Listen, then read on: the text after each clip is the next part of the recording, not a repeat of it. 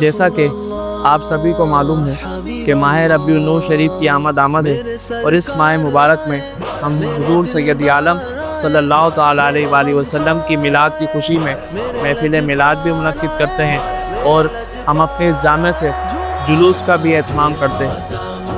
اس دفعہ یعنی اس سال ہمیں یہ جشن ولادت اور بڑھ چڑھ کے منانا ہے۔ کیونکہ یہ جشن ولادت حضور نبی کریم صلی اللہ تعالیٰ علیہ وآلہ وسلم کا 1500 سالہ جشن ولادت ہے۔ تو اب ہم اس جشن ولادت کو جس طرح پچھلے سالوں میں مناتے آئے ہیں، ہمیں اس سال اس سے بھی بڑھ چڑھ کر اس ماہ مبارک میں حضور کی ولادت کی خوشی کو دھوم دھام سے منانا ہے۔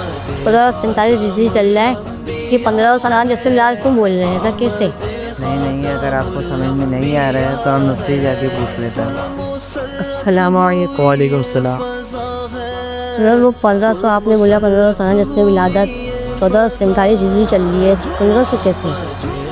دیکھیں، جو 1447 ہجری گئے تو حضور نبی کریم صلی اللہ علیہ وسلم کی ہجرت کرنے کے بعد جو کیلنڈر شروع ہوا یہ وہ 1447 ہجری، یعنی ہجری آپ کی ہجرت کرنے کے بعد آپ کی ولادت اس سے قبل ہوئی۔